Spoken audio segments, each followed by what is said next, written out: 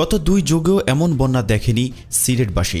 গত কয়েকদিনের ভারী বর্ষণ ও পাহাড়ি ঢলে ফের বন্যার কবলে পড়েছে সিলেটের মানুষ। প্রতি মুহূর্তেই বাড়ছে সুরমা ও কুশিয়ারার পানি, ফলে নগরের পাশাপাশি বন্যার পানি ঢুকছে শাহজালাল বিজ্ঞান ও প্রযুক্তি বিশ্ববিদ্যালয় ক্যাম্পাসেও।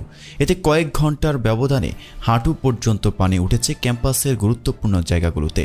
সরেজমিনে দেখা যায় ক্যাম্পাসের 1 কিলো রোড, চেতনা 71-এর সামনে, একাডেমিক ভবন এ, বি, ডি ও ই এর সামনে, ইউনিভার্সিটি সেন্টার, প্রথম ছাত্রী হল, প্রধান সড়কগুলোর অধিকাংশ জায়গায় হাঁটু পানি। এতে স্বাভাবিক চলাচল ব্যাহত হয়ে বিপাকে পড়েছেন শিক্ষার্থীরা। এছাড়া সময় যত গড়াচ্ছে বাড়ছে বন্যার পানি, বাড়ছে শঙ্কা। অন্যদিকে ক্যাম্পাসের বিভিন্ন জায়গায় বিষাক্ত পোকামাকড়, সাপ ও কেঁচোর উপদ্রব বাড়ায় শঙ্কিত শিক্ষার্থীরা। বন্যার কথা জানিয়ে প্রথম ছাত্রী হলের শিক্ষার্থী রাইহানা ইসলাম জানান, ক্যাম্পাসের পানি থেকেও বড় সমস্যা হলের পানি, নেটওয়ার্ক ও বিদ্যুৎ। পানি বাড়ার কারণে হলের মোটর খুলে ফেলা হয়েছে।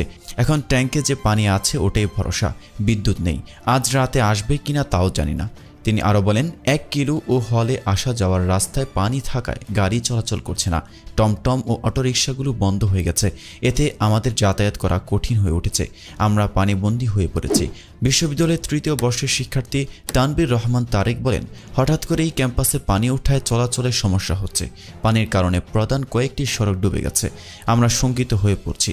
এছাড়া মেসে থাকা অনেক শিক্ষার্থী বন্যার পানির কারণে বিপাকে পড়েছেন। বিশ্ববিদ্যালয়ের উপাচার্য অধ্যাপক ডক্টর মোহাম্মদ আনোয়ারুল ইসলাম বলেন, আমরা হলে প্রভোস্ট সহ সবার সঙ্গে কথা বলেছি। ক্যাম্পাস ও হলের আশপাশে পানি বাড়ায় পোকামাকড় ও সাপের উপদ্রব বাড়ছে। হলের শিক্ষার্থীদের সতর্ক থাকতে বলেছি। তাদের প্রতি আহ্বান থাকবে, রাতে ঘুমানোর সময় যাতে মশারি টাঙ্গিয়ে ঘুমায়।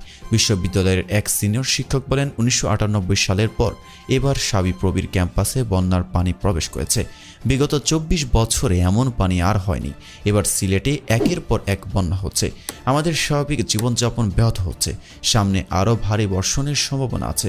ইতিমধ্যে বিশ্ববিদ্যালয়ের আবাসিক শাহপরান হল, প্রথম ছাত্রী হল, বেগম সিরাজুন্নেসা চৌধুরী হল, ক্যাম্পাসের পার্শ্ববর্তী এলাকা তপবন, সুরমা, নয়াবাজার, টুকের বাজার, টিলারগাঁও সহ বিভিন্ন এলাকায় বন্যার পানি ঢুকেছে।